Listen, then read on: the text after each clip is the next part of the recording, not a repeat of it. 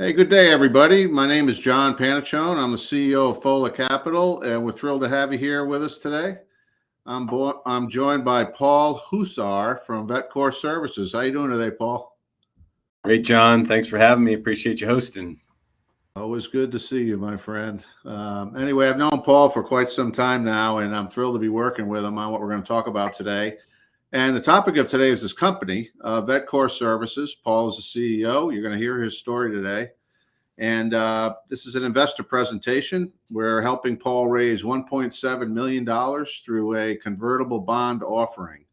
So the intent of our event today is to cover a little bit about the company and a little bit about what the investment opportunity is all about. We're just going to kind of hit the wave tops today.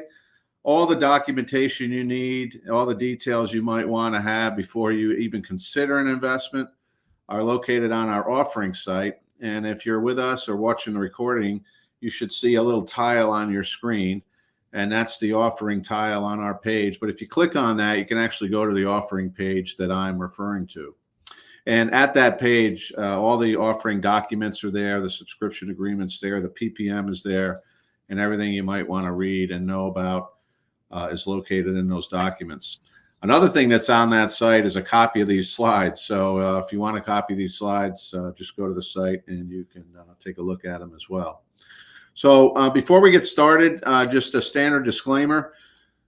We are a SEC registered broker dealer, and in doing so, we're beholden to the Securities Act of 1933 and the rules around these exempt securities, one of which we're using today for Paul's raise, which is what's called a Reg D 506C. And there are certain rules around that. One of them is you have to be an accredited investor to invest in this opportunity. But today we're going to talk about projections, and we're going to make generalizations about the business. And if you would, please just take a moment to take a look at this slide and take in its meaning. I'm not going to read it to you. All right, thank you. So without any further ado, I'm the opening act. So let me turn it over to the main event here and turn it over to Paul to take it from here. Hey, thanks so much, John, again, to you and your team for helping us get to this point. And for those attending and those who will watch virtually in the future, thanks for your interest and attention to this topic. Well, I'm still a retired Army officer at heart, so I was told you got to start with the bluff, the bottom line up front. So here it is. We're trying to raise $1.7 million, as John mentioned, through convertible corporate bonds. It's a 5-year term. They'll lock in an interest rate of prime plus 2%. So it's an opportunity to raise passive income. But the interesting thing about this is they also have an option to convert to equity should there be a sale or a significant investment in the future. And we want our investors to be able to ride that wave with us as we achieve that irreversible momentum we're looking for. Talking about irreversible momentum, that's what we want the use of funds to achieve. We want to free up growth capital so we can scale our franchise system. And ideally, what we're trying to do is get to 50 and beyond. It's a magic number. It gets us to royalty revenue sustainability. I'll talk more about that here upcoming, but that's really the use of it. We're going to use about $400,000 of that to free up some debt and to cover a debt service existing, and then another $400,000 for a line of credit that allows us to take advantage of storms should they come, when and if they come, and then the $900,000 for really growth capital to fuel the engine of our franchise system. We are really in the place where we are ready to scale now. So VetCor is a restoration company, has been in business for 10 years. I had the opportunity to start the company, and we started really earning revenue in 2014, and then we started franchising in 2019. We have gotten the scars and the lessons learned, and because we're primarily former military, we do after action reviews, and we've assessed what happens, why it happened, and how we can improve. And so we've incorporated those lessons into our future growth plan. We have made revisions. So we're not a startup, but we are at a point where we believe we are ready to scale for growth based on learning all of those things and incorporating those lessons learned and improvements into our system. While we've done that, our vision and mission hasn't changed, and we're going to cover that here in the future. But really, I started this company as a way to create opportunities for veterans, and that still is my passion. Now we're just ready to accelerate it for growth in the future. Our vision and our mission. It's all about veterans.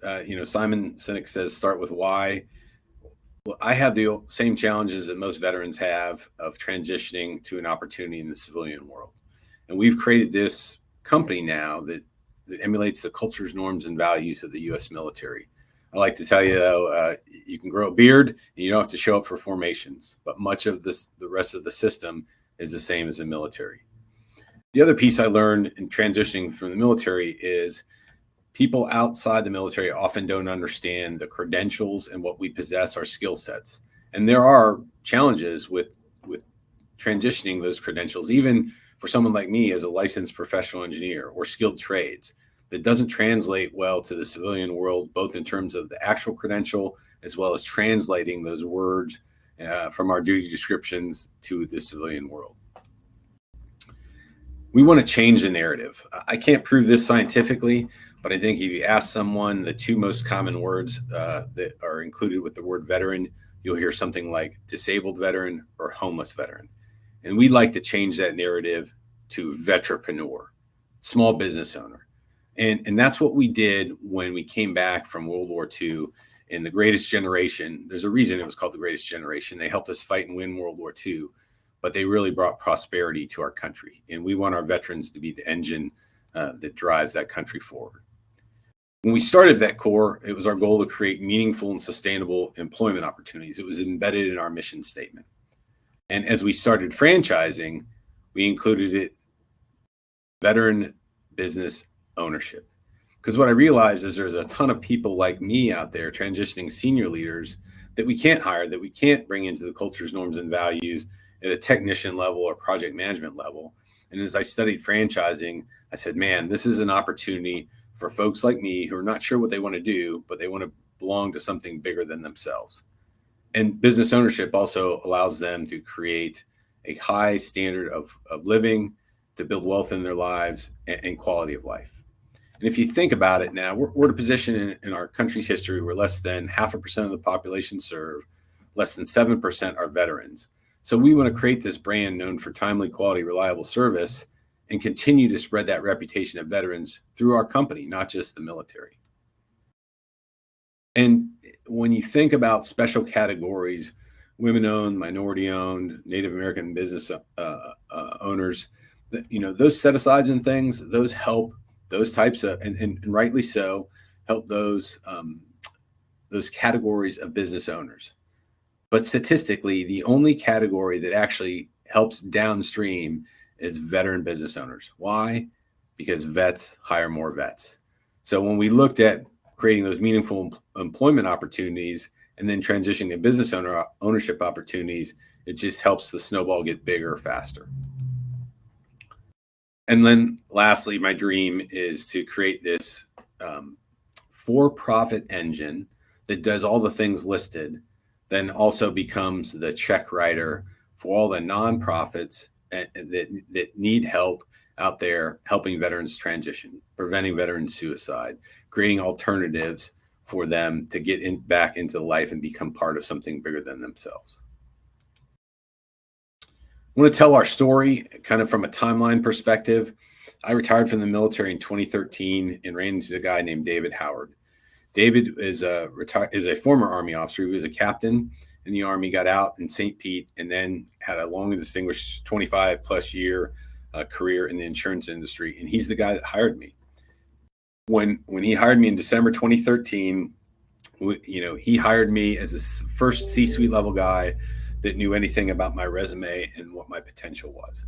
And he understood that former battalion commanders know how to do manning, training, equipping, as well as build organizations and build teams. And so away we went. In 2014, about 8 months later, I had the opportunity to become the owner, the majority owner. David stayed on as a minority owner, continues to this day to be a mentor, and he has helped us establish our roots in the restoration and insurance industries. We also, David and I, reinvested in the company and started a second office along the Gulf Coast. And we're really dug into the profession and became an Institute of Inspection, Cleaning, Restoration, Certification certified firm, demonstrating that we do what we say and demonstrating the high quality of technical expertise in the restoration industry. In 2015, I was encouraged to enter the Bright House Regional Business Awards. It was kind of like writing a unit citation, frankly. And it was that easy because I was excited and fired up about my new unit, my team. And we actually won the Pitch 6 competition, and I got some notoriety for that. Additionally, at the end of that year, we opened a third office, listening to what our insurance carrier clients told us was important, preventing the corruption in South Florida and assisting our clients down there in Dade, Broward, and Palm Beach counties. In 2016, it was our first opportunity to actually get involved in a catastrophe operation. We deployed up to Jacksonville with personnel from 3 of our offices across Florida and a few subcontractors. We did it for just one insurance company, our most important client, and we worked for 11 days with seven people and 3 vehicles, worked out of a KOA campground cabin, and made what we thought was a lot of money, $320,000, just primarily slinging roof tarps on houses. We learned a ton of lessons through that, though, and that really formed the basis of our catastrophic response, because everything we do, we AAR.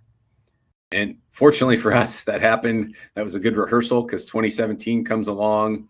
As a result of the Pitch 6 competition, we then entered the Tampa Bay Chamber Startup of the Year. We were runners up in 2016, 2017. We won it, the Startup of the Year.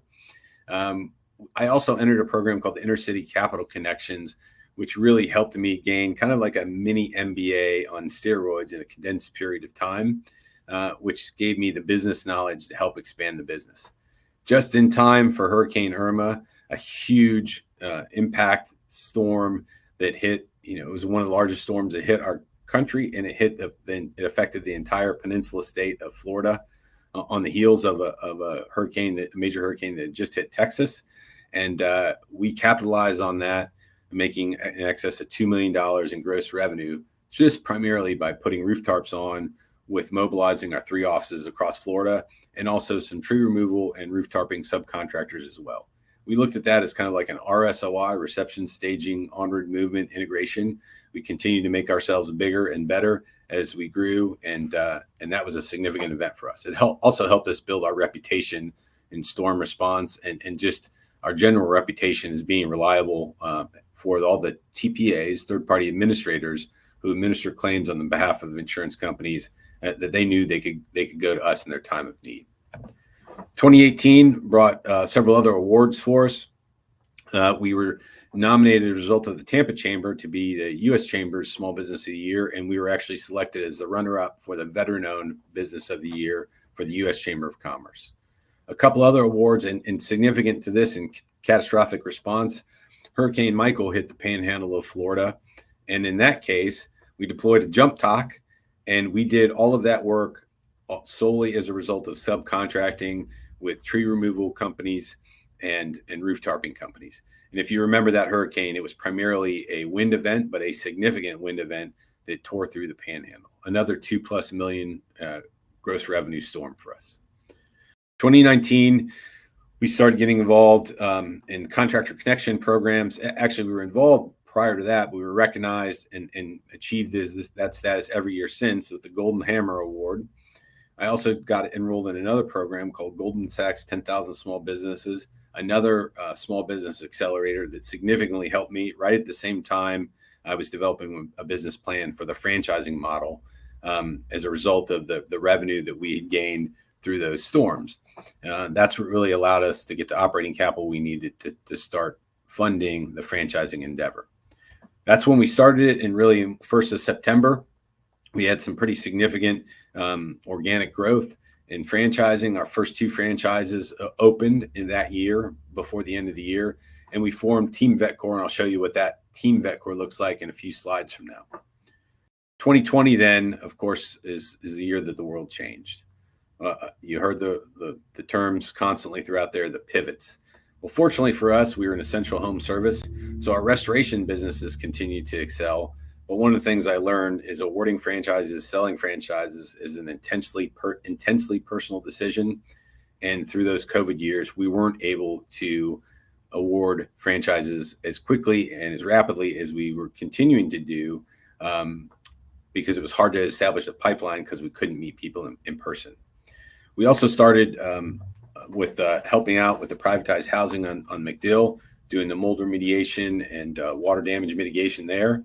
If you remember, that was a year of a big winter storm in Texas. We mobilized for that catastrophe as well as 3 smaller hurricanes in the Gulf Coast.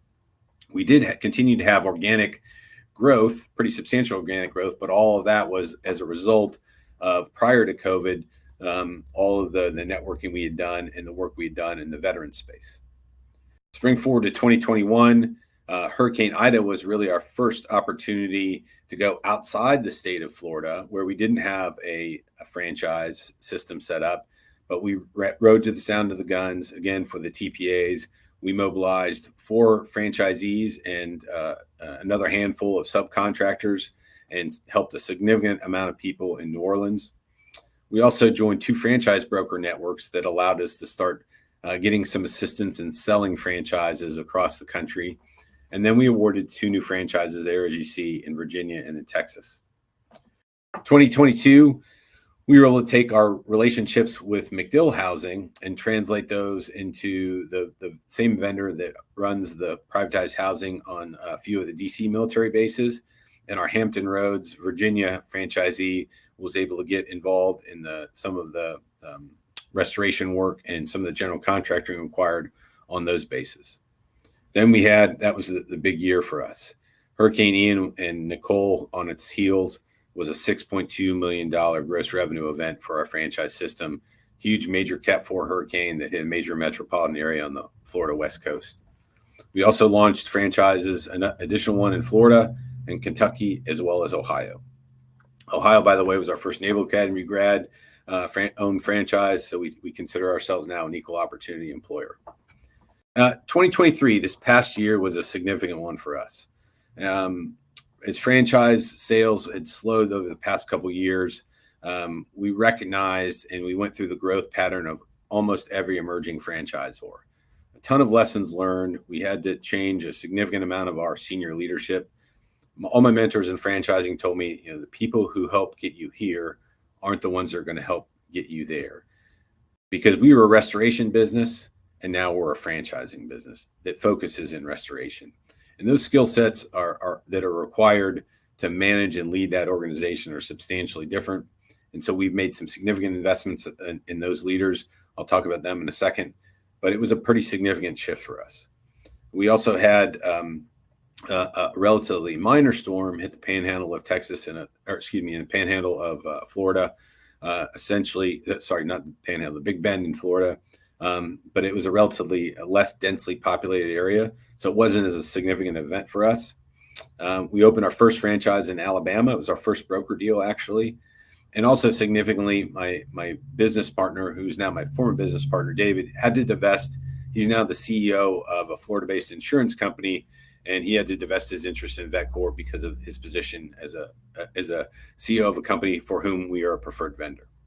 And so far this year in 2024, we opened our first franchise in Fort Myers, and that was fortunate for us. Our teammates down in Sarasota who own the Sarasota Manatee franchise expanded, and that franchise has been open less than a month so far.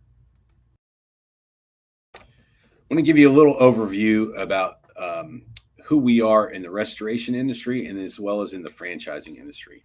I'll start in the top left in our differentiators, and this is probably the most important aspect of this slide. Really, there are 4 things that differentiate us from any other brand. And the first one is just veterans, but it's probably not what you think. When we talk to people and we want to gain their business, we recognize that our brand stands for veterans, but we don't ask for their business because we're primarily veteran owned and veteran operated. By the way, it's not exclusive, it's primary, but we want to represent those values. And if we were asking for business because we were veteran owned and veteran operated primarily, that would be a handout. But I want you to think about this. When's the last time you had a service call of any kind in your own home? In Florida, I use air conditioning repairman, and you can use the cable guy. When did that service provider tell you they were going to be at your house? And I asked the question, I already know the answer in your head. It's a 4-hour window, 8 to 12, something like that. Well, for veterans, early on is on time and on time is late. And that's what our brand, VetCor, speaks to. And that's different. That's dramatically different than ServPro, ServiceMaster, Paul Davis, Rainbow, any of those other brands. That's what our brand speaks to. The other piece I like to say is restoration work is science, but it's not rocket science. It's really, in its essence, command and control of small unit level operations. And because we primarily hire veterans, I don't know any former non-commissioned officer of the U.S. military that can't get a group of guys and a group of gals to be at the right place at the right time with the right kit to perform the mission. Those are differentiators. And it's a subtle difference, but that's what our brand represents. The second piece is when I talked to our carrier and TPA clients and was talking to them about whether we should franchise or not, et cetera, I said, you know what, as I've studied franchising and become a certified franchise executive, what I've learned about franchising is all about training, standardizing, and replicating. You know any institutions that have a good reputation at training, standardizing, and replicating? And I think we could all argue that there are none finer than the U.S. military. The big lesson learned is what we've done is we had a great reputation in training, standardizing, and replicating restoration work. And now, as a result of the change in leadership, we have that same type of reputation in owning and running a business, which is what we were lacking until last year. The other advantage that does is because of those reputations, that allows us to credential our franchisees with over 11 TPAs. You'll see that in the relationships portion on the upper right. So when they go through our credentialing, training, onboarding process, they're eligible for claims immediately upon grand opening. That's a significant differentiator. And what I tell our franchisees is that gets them reps and revenue that contribute to their general revenue right away with almost zero cost of acquisition. And then their job is to use those. And for every claim they get, there's 3 referral sources: an adjuster, an agent, an internal claim staff. Use those as 3 referral sources for the next job, as well as go market that business to agents, adjusters, property managers, apartment managers. And you tell that story about our excellence in training, standardizing, and replicating. The third differentiator is catastrophic response. We sell franchises, we award franchises to franchisees like any other system. It's typically based on a population of about 300,000, based on zip codes, a geographical area, but we allow our franchisees, when there's a catastrophe, let's say our franchisee in Kentucky wants to deploy to Florida in response to a hurricane, we can mobilize and we develop essentially a super franchise and create geographical areas for our franchisees to ride to the sound of the guns and help people in their time of need. That's also advantageous for our franchisees. If they are prepared to do it from a cash flow resource perspective, they can work from sunup to sundown with as many teams as they can provide, because there's never enough contractors to go around, and generate a ton of revenue in a very concise geographical area, densely populated with claims. And so they're very cost effective, very efficient, very profitable in that catastrophic response. The other thing it does is it adds tremendous value to our partners, our network partners, our carriers, and our insurance carriers, and our third-party administrators. And lastly, risk management. Veterans understand there are 2 components of risk: probability and severity of risk. People think we're good at risk management because, it's life, limb, eyesight, all that kind of stuff. You jump out of airplanes. No, we have a very sophisticated understanding of risk. And those business owners understand risk better than their counterparts. In the bottom left, you'll see those are just the services I mentioned. The key part about that is it's a recession-proof, inflation-proof, pandemic-proof environment. Much of the things that we do are really, our system is based on dishwashers, ice makers, hot water heaters, air conditioning units, roof leaks, kitchen fires, and those things happen on a daily basis. And we are able to respond to all of those. The top right, as I mentioned, relationships, that just lists the significant strategic relationships that we've built over time. We're not a startup. We're not new to this. We've established those relationships. Now we're just ready to scale and grow even more relationships. The bottom right shows the significance of veterans in franchising and in the restoration work. Restoration industry is in definite need of reform and disruption, particularly in Florida. There's a ton of corrupt contractors. We see opportunities for win-win-win, and veterans in franchising and veterans in business ownership statistically outperform their peers, hands down. Most people think it's because we follow SOPs, tax ops, and everything, but I would argue, yeah, we do that. But what really makes us great is we understand commander's intent 2 levels above, and we work nested within that intent. It's the initiative of the small unit leader that people outside the military just don't understand, but we do, and we seize the initiative. We also have the brand and the understanding of how we treat others with dignity and respect. It's all about team. It's all about win-win-win. And that creates a very collaborative work environment and allows us to succeed.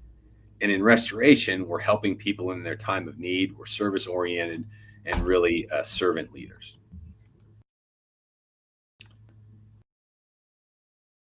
I'm going to talk about our values. As I mentioned, our vision. It's clear. Our vision is to become the premier private employer of veterans through our franchise system, and then the brand known for timely, quality, reliable service and the value of veterans. Pretty simple, and really our why. It's why we do what we do. Every day when we respond, we're representing not just veterans and VetCor, but we're representing our past and our current teammates. And that's how we developed our value system. That same value system is what attracts clients, but it's also what attracts employees to our team. Speaking of our team, I mentioned that last year was a significant change for us. Christy Sams joined the team. She's actually an Army veteran. She calls herself another kind of veteran. She was a supply specialist in the reserves, but still her service is nonetheless no less important. She's got an amazing career as a turnaround consultant, also a business owner herself. She runs a 501c3, tremendous resume of previous CFO and significant finance experience, as well as operations and management experience. Kevin Elwood joined our team. Kevin retired 9 years ago as a first sergeant from Fort Carson, Colorado. Before he did, a year before he retired, he bought a college hunk selling junks franchise. He turned that into $1 million plus a year business. He became so good at it, he became an absentee owner and became a franchise business coach for college hunks, continued to progress in the franchise industry, ultimately becoming the president of emerging brands for a franchise platform brand based on home services and a couple of other significant strategic leadership positions before he joined our team last summer. So I mentioned our how the entity is structured. When I first inquired about franchising, I got about an hour's worth of free advice from a franchise attorney who said he loved our concept, but here's what you got to do. So that box on the left, VetCor, that's really essentially our company-owned store. We've since closed the 2 remote offices as we focused on franchising. It was also during the COVID years.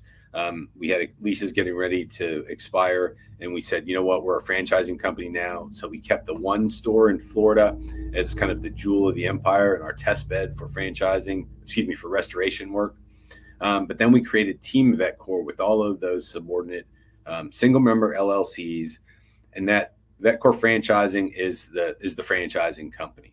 Those other 5 companies to the right of it all essentially facilitate franchising in one shape or another. VetCor Intelligence is the company that owns the intellectual property. It's essentially a shell company that, based on the advice of the attorneys, if we ever decide and we want to do some type of royalty some type of licensing arrangement, or licensing just intellectual property, it's a way to do that in the future. VetCor Quartermaster is our company that really handles the logistics. It's the master lessor of vehicles. We sublease vehicles to our franchisees so they get the benefit of fuel card programs, maintenance programs, and benefits of fleet pricing and initiatives like that. VetCor Basecamp is the company that owns the building. No employees, but essentially it charges rent to the other entities that occupy the building. VetCor Tactical Response initially was formed as a result of COVID response, but what we've done is turn that into an entity. It's also doing business as VetCor Training Academy. So that's where all our services that assist other franchises, estimating as a service as an example. But we've also that's the deployable command post, if you will, for catastrophic response. And then lastly, VetCor Systems, again, really kind of a placeholder company right now. in the event that we wanted to create some proprietary software or something, we run the billing through our automated systems for those IT related things through that company. But that's really, we began with the end in mind, and that's where this entity, the structure of these entities comes from. So next I want to talk about where we are and where we're going. The photos on the left, just really, that's our headquarters here in Tampa, Florida. The map in the upper right shows you a couple things. First of all, where the stars are is our current locations of our franchisee teammates. The boxes in yellow represent what's called registration states. When a franchisor decides to franchise, they have to file an FDD, franchise disclosure document. And essentially when that's filed with the Federal Trade Commission, that enables a company to franchise, with the exception of 16 states which require further registration. When that registration occurs, you've got to pay a little bit more money, you got to pay an attorney to do some more documents, et cetera. So what we've said is we're not going to bother with those other states, and it's not all 16 because we are already registered in some registration states where we have existing franchises, or we have people who are interested in those states. Doesn't mean we won't go there, but we'll only go there if talent finds us. So when you look there below that, our goals for expansion is we want to round out the state of Florida first, then go through the Southeast. That's typically a strategy for most businesses and franchise systems as they expand. We want to go where our clients and our third-party administrators need us. We want to listen to them and help them. And by the way, when we do that, our franchisees will become more successful because they know that they have work readily available based on the reputation of VetCor. We want to complement our existing locations and take advantage and grow where we've already started to grow. We also want a foothold for future catastrophic operations. For example, we're interested in the Gulf Coast, New Orleans, the Eastern Seaboard, where hurricanes typically will hit the United States. Tornado Alley as example, Oklahoma, Kansas, that kind of thing. And then areas for freeze thaw, because we recognize that we have a high capacity for disaster response. It's not exclusively what we do, but it's one of the things we're really good at and a differentiator for us. We also are interested in military-friendly states and opportunities for government contracting, particularly on military bases. We want to capitalize on the relationships that we have and expand them. Any place where we have veteran-owned, service-disabled, veteran-owned small business opportunities, as well as any future strategic relationships with larger nationwide clients. And then lastly, our TPA networks allow us national expansion everywhere. They represent insurance carriers like Allstate, State Farm, Liberty Mutual, et cetera. So we have the capacity to go just about anywhere, and we'll follow talent if talent finds us. I want to talk about our catastrophic response. So really, when we started in 2016, as I mentioned, I said 320. Sorry, it was $220,000 in revenue for Hurricane Matthew. That's where we really cut our teeth that year. And then, as you can see, every year except 2019, we've had a pretty significant storm. Last year, I mentioned just a 400,000 plus revenue storm with Hurricane Idalia in the Big Bend of Florida. But you can see, typically 2 million plus in revenue over the past several years, just from storms and that we've responded to pretty close to Florida. That generates huge response and huge opportunity. And so when you think about it, as a franchise system expands, our geographical footprint expands. As our geographical footprint expands, our catchment area, the potential for future storms and future response expands. It doesn't have to do that, because we can ride to the sound of the guns places where we don't have franchises, but it also gives us a potential for staging areas. As our franchise network expands, so too does our capacity expand. And so we would expect that those revenue numbers increase. Typically within the first 3 to 4 days after a storm, we have to turn ourselves off with the pumps that are being primed to send us claims, because we can only take up to 3 days, really 72 hours worth of work, before we have to say we can't live up to commitments beyond that, because we don't want to let our customers and our clients down. We also see tremendous opportunity with partnering with other brands. Right now, we partner with subcontractors who do tree removal and roof tarping. There's also potentials for partnerships with other franchise systems that have nationwide presence that may be interested in additional types of restoration services, home services, electrical, garage door repair, roofing contractors, etc. And we really become then an attractive platform, an attractive aspect for platform brands and home services, so that they can hedge their relationships for insurance carriers and TPAs, so they can expand those relationships.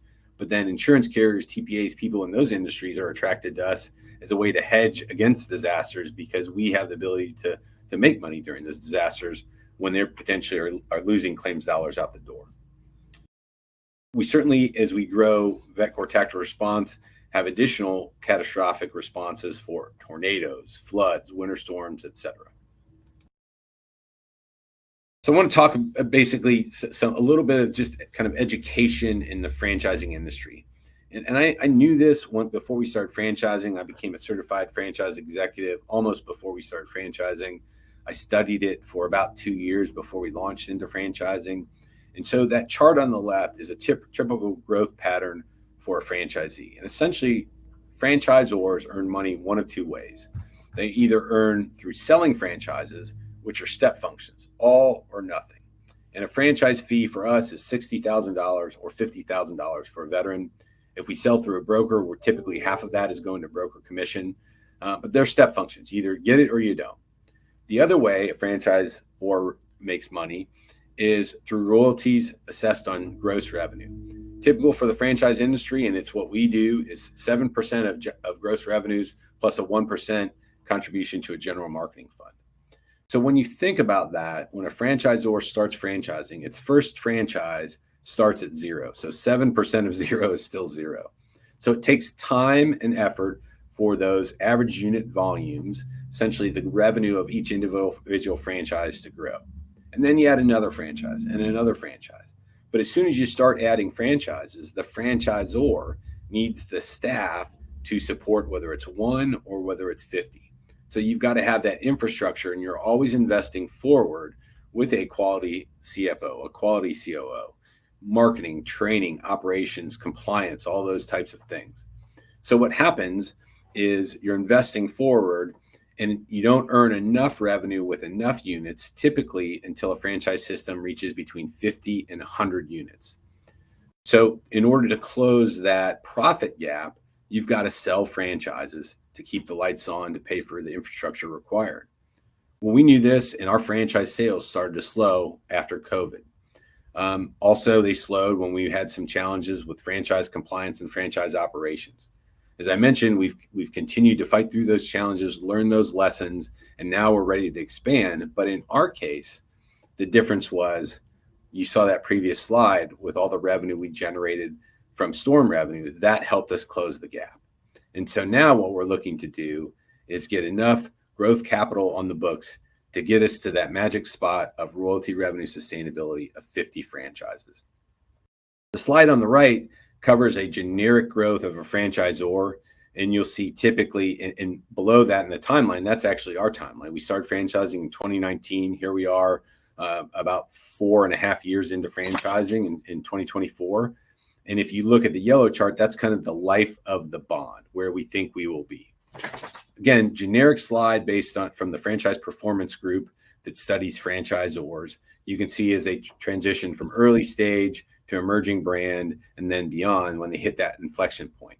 That inflection point is generic 50 to 100 for us based on our modeling, because our franchisees typically generate royalty faster and more than other systems. It'll be closer to 50 than 100. That's where the scale tips. And as soon as you reach positive EBITDA and what's called royalty revenue sustainability, where the franchisor earns enough money from just sustainable royalty revenue without having to sell another franchise just to be sustainably profitable, then also franchise sales starts to increase. And that's the base of the hockey stick bottom left. And that's the base of the hockey stick bottom right, where the multiple of EBITDA increases substantially in the valuation for those professionals, those M&A professionals that are looking for acquisitions. So let's talk about that for a second. What would be our conditions for an ideal exit? First of all, our passion, as I explained, is the why. So potential customers, we think, or strategic partners would be platform brands and home services that could take advantage of our relationships with carriers, TPAs, disaster response, commercial cleaning companies, insurance industry professionals, carriers, TPAs, et cetera, and other types of complementary home services. Why? Because we bring that catastrophic response capability, which isn't necessarily essential, but is a significant multiplier for strategic partners of ours. Most importantly, though, we're looking for aligned cultures, norms, and values. We want dedication to the mission and vision of creating more sustainable, meaningful business ownership and employment opportunities for veterans. And we believe we can get there and achieve irreversible momentum. Once that's achieved, we may find partners who can get us bigger, faster, stronger. And when we do, and if we do, that's the right opportunity for us. And lastly, of course, we want to make sure that we got a fair valuation for whatever that transaction may be in the future. John, I think that's about all I've got for the team. You want to cover the convertible bonds and how this all works? Sure, Paul. I learned something every time you do that, although I've heard it a few times, but it's a great story. And you can tell it's not the first time you've done it. But yeah, I just want to take a few minutes and explain how convertible bonds work. Many people know how they work. Many people don't. So I'll just take a moment to do this. Again, I'm going to summarize all the details. The details of what I'm about to summarize are in the offering documentation, which is on the offering page. There's a subscription agreement there that spells all this out in great detail, as well as a private placement memorandum that explains it a bit as well. But basically, this is how bonds work. It starts off as a debt investment, not equity. So it's debt in the business, and it pays interest during the term. Typically, it pays interest twice a year. Again, refer to the documentation for the exact payment schedule we have for this bond. And then at the end of the term, in the case of VetCor, it's 5 years. You get your principal back at the end of the term. So that if nothing happens, that's how the debt instrument performs. But it's convertible in a couple of situations at the option of the investor. So the first scenario is nothing happens and the investor just keeps it for 5 years. It's held to maturity, and the investor gets the interest payments, which what VetCor is offering is prime plus 2%. And prime would be selected on the date that your particular investment leaves the escrow account. On that day, whatever the prime interest rate is, according to the Wall Street Journal, you would earn for 5 years prime plus 2%. Scenario two is that an investor comes to the table and VetCor does an equity investment round. So say a venture capital firm or private equity investor comes around because Paul's growing like crazy and they want to put, $10, $20 million in to help fuel the growth. Whatever terms that that investor and VetCor agrees to, the investor can convert their principal on their investment at either a discount, a 20% discount on whatever the deal is the new investor's getting. 20% of whatever they're investing in would be what the investor can opt to do. Or secondly, a valuation cap. And the valuation cap in Paul's case is $25 million. And I have a graph that shows you how that works. The third scenario is that the company is sold. And as Paul described, that's kind of the plan, right? Want to get to 50 units and reach kind of a performance level where private equity, some strategics or VCs might want to add VetCor to their portfolio. And at that point, the company's sold and the bondholders, again, can convert at either a discount or at the cap, same kind of mechanisms that happen during an investment. And the way these two options work, either a conversion or a conversion at the cap, conversion at a discount is simple. You're simply paying 20% less than whatever the purchaser of VetCor services is paying. You would convert to equity and receive your share of the proceeds based on that math, using 20% discount off whatever that price per unit or price per share is in the case of Paul, a price per unit. The other way is to use the cap. And in the case of VetCor, it's $25 million. And at a certain point, it's more advantageous for the investor to use the cap than the discount. And I'll show you that next. This simple graph shows a $25,000 investment, which, by the way, is the minimum investment amount for this offering is $25,000. So let's just say we invest at the minimum. The 20% discounts represented by the we got a ghost in here, Paul. So I got control, all right? Okay. this graph shows you the orange line would represent if you were to take it, what the value of your $25,000 investment is, if you were to take advantage of the 20% discount. And when you see that dotted line in the middle is what happens when you hit the cap. So if the valuation upon a subsequent investment by a strategic or a VC or private equity firm is higher than 25 million, it starts to be more advantageous for the investor to use the cap. And you can see the effect of that on this graph. So after a certain point, the investor is better off using the cap to use for their conversion. So that's how a converted bond works. We really like convertible bonds at Fuller Capital because when you invest in a company, typically as an equity investor, you're kind of bought in until that company's sold most of the time. You've got to wait for that exit, that sale, and sometimes that never happens. But at least with a convertible bond, it starts off as debt. You've got some interest income coming in, which is pretty good, prime +2. During the term, if you tire of the investment after 5 years, you can certainly pull your money out. There is also a feature where you can convert, even if none of those scenarios work. It's at the option of the investor. You could stay in the deal as an equity investor, but should the company sell, or should a major investment occur and you want to convert to become an equity investor, those conversion triggers are in there. So we believe that's a pretty attractive investment vehicle these days for investors, and that's how it works. So with that, Paul, we've got a couple of questions that have come in, and with the time available, let me kind of send, probably have time for 2 or 3. This is a good question. I was wondering too, what happens to your model if there isn't a storm? Or if we go like, Murphy's Law happens and several years goes by and there's not a storm at all in the Southeast, what would happen to the model? Yeah, that's a great question. The restoration industry by itself is a $220 billion a year industry.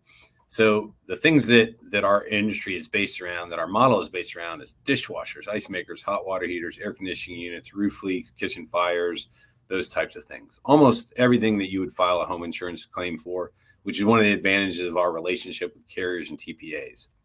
So our models are based on that revenue. And that's why you see so many,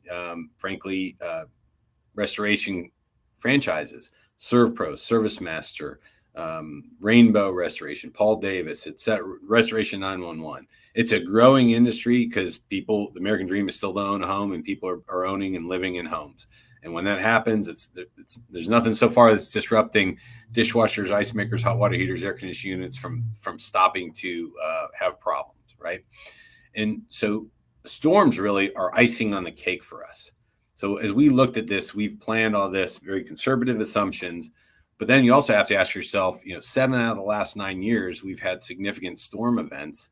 Do we expect that to increase or decrease? And I would argue, unless you're a climate change denialist and aren't looking at the probabilities, it's likely to have a storm, but we don't count on it. We do want to be prepared. That's one of the things that we've asked for in our operating capital, is be prepared to take advantage of that when that happens. Our clients love it too, because we're not those predatory folks that come in. We have service level agreements where we earn reasonable profits on those services. Yeah, and I remember I called you when a hurricane here hit North Carolina. I had one of those predatory folks in my house, and I thank you for that time. So great answer. This question is, this is a good question. Do you only franchise the vets? And I noticed while you were talking, I'm a veteran too, but I think based on my awards on my back wall, you had a much better career than I had. But anyway, I just had to say that. But do you only franchise the vets? Like, what's your story if a non-vet comes along and wants to buy a franchise? No. So first of all, that would be a really bad business strategy, because only 7% of the population are veterans.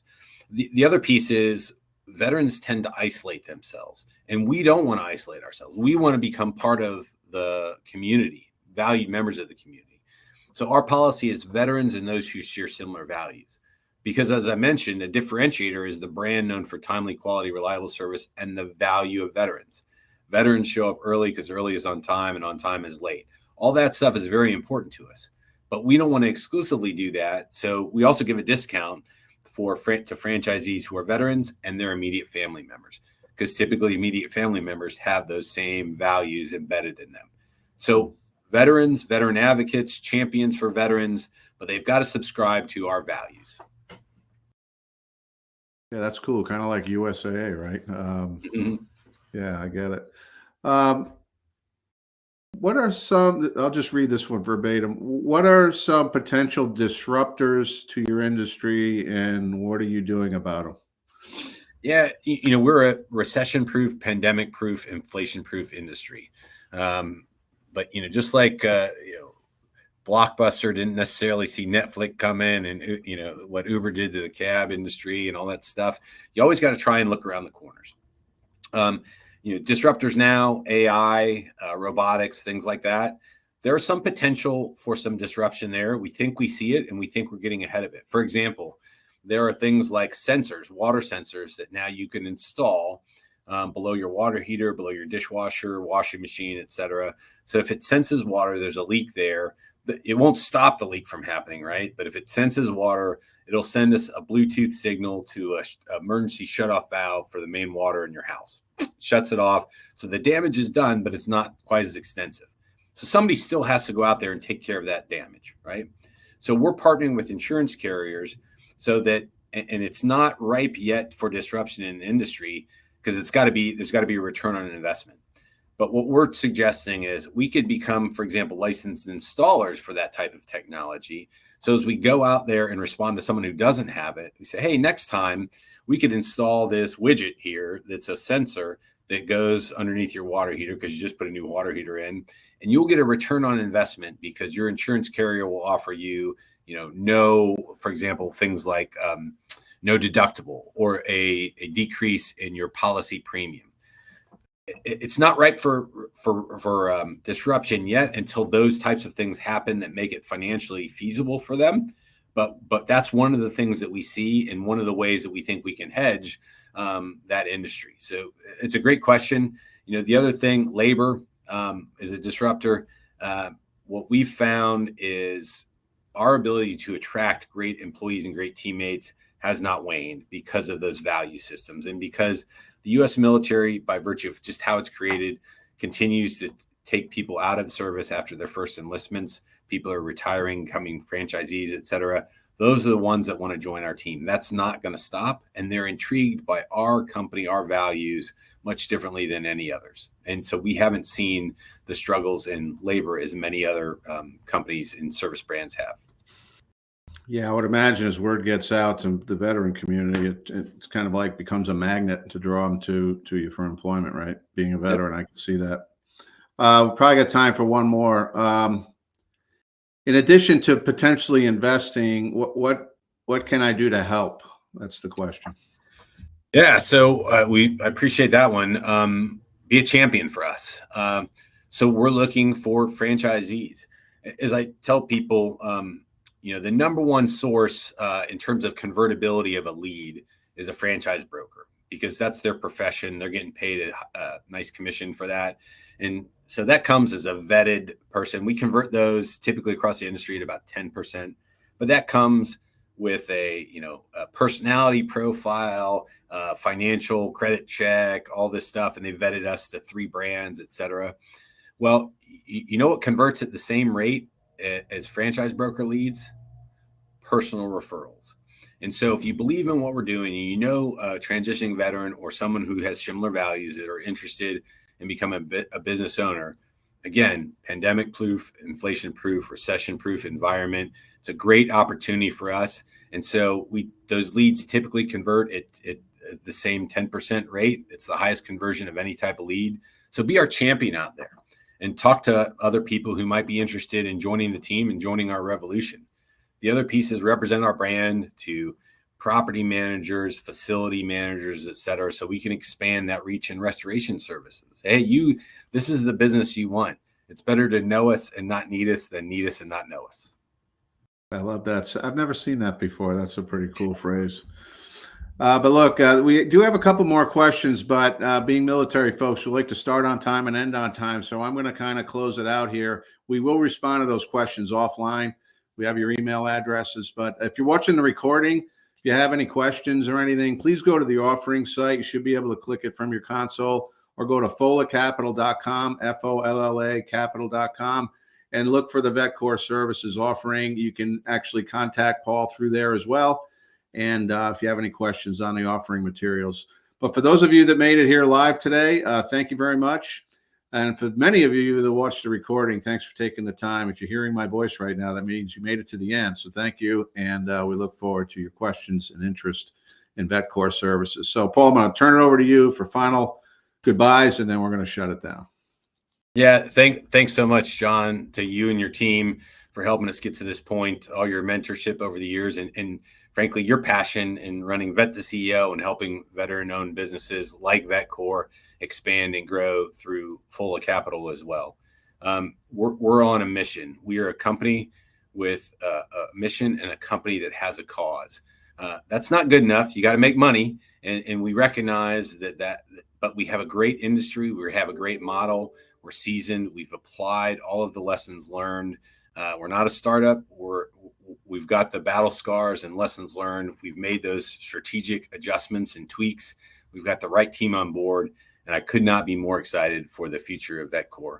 And I will just make the standing offer. If anybody's listening to this, I'm happy to follow up personally with any questions. Give this brief anytime, any place, anywhere, because I'm so passionate about this. And this is my number one job as CEO, is to run this company, be its primary cheerleader, and make sure we have the resources to grow and scale so we can achieve our mission of creating meaningful, sustainable employment opportunities and now business ownership opportunities for our nation's heroes. Thanks very much, sir. Yeah, that's inspiring, Paul. Thanks, man. Well, have a good day, everybody. Thanks for making it.